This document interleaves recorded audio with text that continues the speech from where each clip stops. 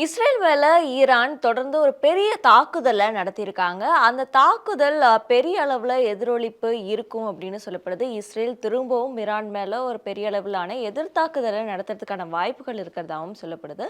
ஆனா ஈரான் தொடர்ந்து ஹமாஸுக்கும் பாலஸ்தீனத்துக்கும் ஆதரவா இஸ்ரேல் மேல தொடர்ந்து போர் தொடுத்துட்டு வந்துட்டு இருக்காங்க. தாக்குதல்களை மேற்கொண்டு வந்துட்டு இருக்காங்க. இந்த தாக்குதல்களை மேற்கொள்றதுக்கு ஈரான் கிட்ட எப்படி இந்த ஆயுதங்கள் இருக்கு? என்ன மாதிரியான ஆயுதங்கள் அவங்க வச்சிருக்காங்க? இப்போ நடத்தப்பட்டிருக்கக்கூடிய தாக்குதல்ல என்ன மாதிரியான ஆயுதங்கள பயன்படுத்தியிருக்காங்க அப்படிங்கிறத இந்த வீடியோல பார்க்கலாம். ஈரான பொறுத்தவரைக்கும் மத்திய கிழக்குல இருக்கக்கூடிய நாடுகள்ல ஈரான் கிட்ட நிறைய அதிகமான அ ஆயுதங்கள் இருக்கிறதா சொல்லப்படுது. ஈரான் கிட்ட லார்ஜஸ்ட் வெப்பன் ரிசர்வ் இருக்கிறதாவும் சொல்லப்படுது. அதேபோல அதிக அளவிலான வெப்பன்ஸ் தான் இருக்கான்னு மட்டும் பார்த்தோம்னா, அது மட்டும் இல்ல. அவங்க கிட்ட அதிக வெரைட்டி ஆஃப் வெப்பன்ஸையும் நிறைய வச்சிருக்காங்க. நிறைய விதமான ஆயுதங்களையும் அவங்க வச்சிருக்கிறதா சொல்லப்படுது. ஈரான் கிட்ட எந்த மாதிரியான ஆயுதங்கள் இருக்கு அப்படிங்கிறத பத்தி பேசும்போது 2022ல அமெரிக்காவினுடைய யுஎஸ் சென்ட்ரல் கமாண்ட்ஸ்னுடைய ஜெனரல் கெனித் மெக்ஸி இதை பத்தி பேசியிருக்காரு. அதாவது ஈரான் கிட்ட 3000க்கும் மேற்பட்ட பாலிஸ்டிக் மிசைல்ஸ் வச்சிருக்காங்க அப்படின்னு சொல்லியிருக்காங்க. இந்த பாலிஸ்டிக் மிசைல்ஸ் தான் இப்போ இஸ்ரேல் மேல தாக்குதல் நடத்துறதுக்கு ஈரான் ஏவி விட்டுருக்காங்க அப்படின்னு சொல்லப்படுது. அமெரிக்கா என்ன கிளைம் பண்றாங்க அப்படின்னா, இஸ்ரேல் மேல ஒரே நைட்ல, அதாவது அக்டோபர் 1ஆம் தேதி இரவுல இஸ்ரேல் மேல ஈரான் தாக்குதல் நடத்தும் போது கிட்டத்தட்ட 200 பாலிஸ்டிக் ஏவுகணைகளை அவங்க ஏவி இருக்காங்க அப்படின்னு சொல்லப்படுது. ஈரானுடைய ஜியோகிராபிக்கல் லொகேஷன் நம்ம பார்த்தோம் அப்படின்னா, இஸ்ரேலினுடைய பார்டரை அவங்க ஷேர் பண்ணவே இல்லை. இஸ்ரேலுடைய பார்டரை ஷேர் பண்றது எந்த நாடுகள் அப்படின்னு பார்த்தோம்னா, பாலஸ்தீன், லெபனான், இந்த மாதிரியான நாடுகள் தான் இஸ்ரேல் கூட பார்டர் ஷேர் பண்ணுறாங்க. பட் ஆனால் ஈரானை பொறுத்த வரைக்கும் இஸ்ரேல் கூட எந்த இடத்துலையும் பார்டர் ஷேர் பண்ணல. சொல்லப்போனால் கிட்டத்தட்ட 2000 கிலோமீட்டர் தொலைவில் தான், இஸ்ரேல்லேருந்து 2000 கிலோமீட்டர் தொலைவில் தான் ஈரான் இருக்காங்க. ஸோ இதனால தான் இது நாள் வரைக்கும் ஈரான் நேரடியாக இஸ்ரேல் கூட போரில் ஈடுபடாமல் அவங்களுக்கு கீழே இயங்கிட்டு வந்த அவங்களுடைய ஆதரவு பெற்ற அமைப்புகள், அதாவது ஹமாஸாக இருக்கட்டும், இல்லை ஹவுதியாக இருக்கட்டும், இல்லை ஹெஸ்புல்லா அமைப்பு, இந்த 3 அமைப்பையும் இஸ்ரேலுக்கு எதிராக போர் செய்ய வச்சுட்டு இருந்தாங்க. ஏன்னா அந்த நாட்டு லெபனான் நாடு, லெபனான் பாலஸ்தீனம் சேர்ந்த இந்த அமைப்புகள் தான் இஸ்ரேலோட பார்டரை ஷேர் பண்ணுறாங்க. ஸோ அப்படி இருக்கும்போது அவங்க தாக்குதல் நடத்துறது தான் ரொம்ப ஈஸியாக இருக்கும் ஈரானை கம்பேர் பண்ணும்போது. பட் ஆனால் ஈரான் இப்போ திடீர்னு களத்தில் குதிச்சு நேரடியாக இஸ்ரேலோட தாக்குதல் நடத்துறதுக்கான காரணம் என்ன அப்படின்னா, ஏற்கனவே ஹமாஸ்னுடைய தலைவர் இஸ்மாயில் ஹனியே கொல்லப்பட்டிருந்தாரு. அதே போல் இப்போ ஹெஸ்புல்லாவினுடைய தலைவர் ஹசன் நஸ்ரல்லாவும் கொல்லப்பட்டிருக்காரு. ஸோ இதனால தான் பதிலடி தாக்குதல்களை ஈரான் தொடர்ந்து நடத்திட்டு வந்துட்டு இருக்காங்க.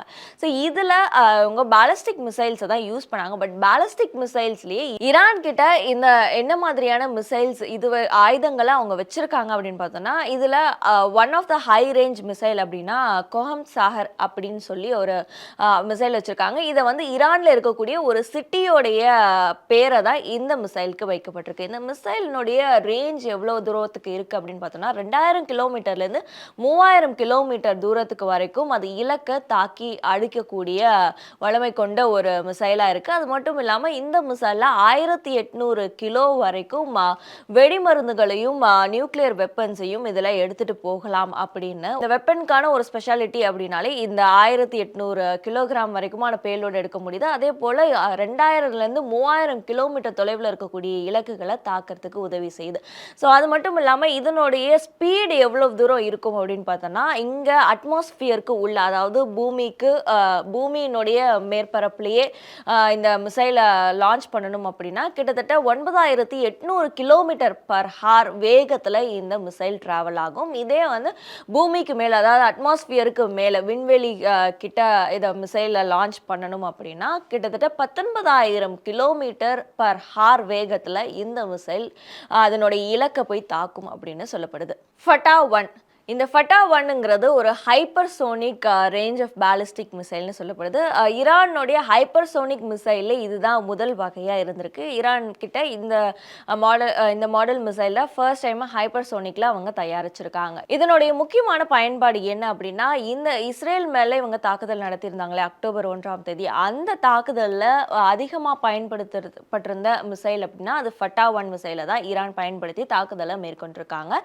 இந்த ஃபட்டா-1 மிசைலுங்கிறது ஜூன் 2023ல தான் முதல் முறையா தங்க கிட்ட இந்த இந்த மாதிரியான ஒரு ஆயுதம் இருக்கு அப்படிங்கிறத ஈரான் வெளியில சொல்றாங்க. இந்த ஃபட்டா-1 ஆயுதத்தையே அவங்க எப்போ தயாரிக்கிறாங்க அப்படின்னா, இந்த ஈரானுடைய ஃபாதர் ஆஃப் மிசைல்ஸ் அப்படின்னு சொல்லக்கூடியவர ஹசன் டெஹரங் இவருடைய நினைவு நாளான 2022 நவம்பர் 10ஆம் தேதி தான் நினைவு நாள் அன்னைக்கு தான் இந்த மாதிரியான ஒரு ஆயுதத்தை நாங்க உருவாக்க இருக்கோம் அப்படிங்கிற ஒரு அனௌன்ஸ்மெண்ட்டையும் குடுக்குறாங்க. ஜூன் 2023ல தான் இந்த ஃபட்டா-1 ஆயுதத்தையும் இந்த மிசைலையும் அவங்க வந்து லான்ச் பண்றாங்க. அதாவது எங்ககிட்ட இத நாங்க பண்ணி தயாரிச்சிருக்கோம் அப்படிங்கிறத சொல்றாங்க. ஸோ அதுக்கு பிறகு இப்போ இந்த போர்ல இஸ்ரேல் மேல தாக்குதல் நடத்துறதுக்கு ஈரான் இத பயன்படுத்தியிருக்காங்க.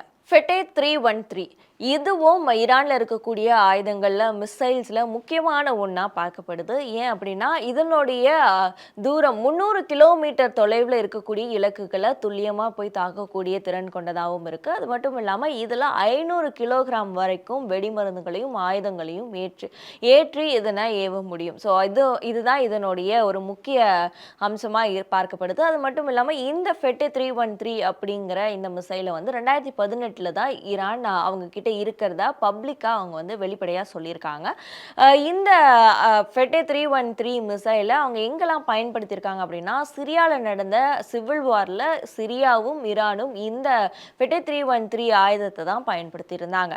சிமோர்க் இந்த சிமோர்க் அப்படிங்கிறது 2010ல் ஈரான் தயாரிச்சிருந்தாங்க. எங்ககிட்ட இருக்கு அப்படிங்கிறத அவங்க அப்பதான் சொல்லியிருந்தாங்க. இந்த சிமோர்க் அப்படிங்கிறது ஆக்சுவலி போர்ல பயன்படுத்துறத ஆயுதங்கள்ன்றதை தாண்டி இது ஒரு சேட்டலைட் லான்ச் வெஹிக்கிளா பயன்படுத்துறாங்க ஈரான். இந்த சேட்டலைட் வெஹிக்கிள் லான்ச் வெஹிக்கிள் இதனுடைய ரேஞ்ச் எவ்வளவு தூரம் இருக்கு அப்படின்னு பார்த்தோம்னா கிட்டத்தட்ட 500 கிலோமீட்டர் தொலைவு வரைக்கும் ரேஞ்ச் இருக்கிறதும் இதனுடைய பேலோடினுடைய அளவு அப்படிங்கிறது, அதாவது வெடிமருந்துகள் இதை எல்லாத்தையுமே ஏற்றிட்டு போகக்கூடிய கொள்ளளவு அப்படிங்கிறது 250 கிலோகிராமா இருந்துட்டு இருக்கு.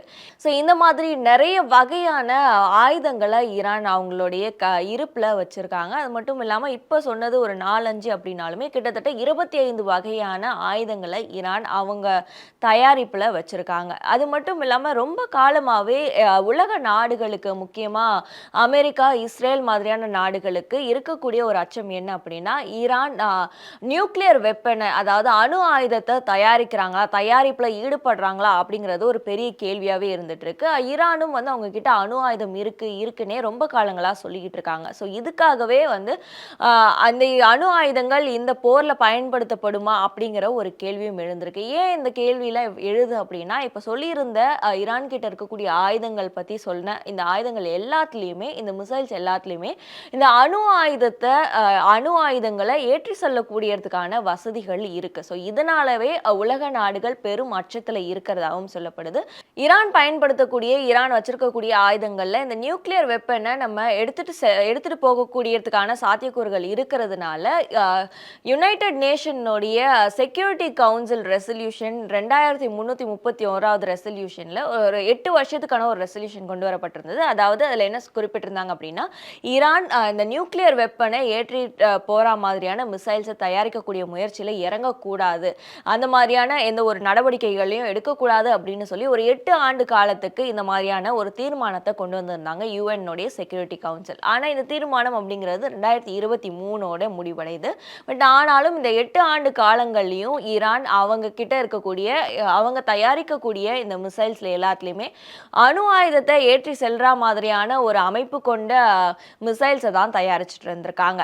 ஈரான் கிட்ட மட்டும் தான் இந்த ஆயுதங்கள் இருக்கா, இந்த ஆயுதங்களை அவங்க மட்டும் தான் பயன்படுத்துறாங்களா அப்படின்னு பார்த்தோம்னா அதுவும் கிடையாது. அவங்களுடைய ஆதரவு பெற்ற அமைப்பான ஹவுதி அமைப்பு அவங்களுக்குமே ஈரான் கிட்ட இருந்து இந்த ஆயுதங்களை சப்ளை பண்ணிட்டு தான் இருக்காங்க. இந்த ஆயுதங்கள் அவங்களுக்கும் சப்ளை ஆயிட்டு இருக்கு. சொல்லப்போனா இப்போ இந்த ஹவுதி அமைப்பு தான் ரெட் சி, செங்கடல் மற்றும் மெடிட்டேரியன் கடல் 2 கடல்கள்லையுமே வந்து இஸ்ரேலுக்கு எதிராக அங்க இஸ்ரேலுக்கு வரக்கூடிய கப்பல்களா இருக்கட்டும், இல்லை இஸ்ரேல்ல இருந்து வெளியில வரக்கூடிய கப்பல்களா இருக்கட்டும், இது எல்லாத்தையும் மேலும் தாக்குதல் நடத்திட்டு வந்துட்டு இருக்காங்க. தொடர்ந்து இந்த தாக்குதல்கள் எல்லாத்துக்குமே ஆயுதத்தை சப்ளை பண்றது யாருன்னா அது ஈரான்னா தான் இருக்காங்க. ஈரானுடைய ஆயுதங்களை பயன்படுத்தி தான் இந்த தாக்குதல்களையே ஹவுதி அமைப்பு நடத்திட்டு வந்துட்டு இருக்காங்க. ஒரு பக்கம் ஹவுதி அமைப்புக்கு ஈரான் இந்த ஆயுதங்களை சப்ளை பண்ணிட்டு இருந்தாலும் அவங்க இந்த ஆயுதங்களை ரஷ்யாவுக்கு விற்கக்கூடிய பிளான்லயுமே இறங்கி இருக்கிறதாவும் சொல்லப்படுது.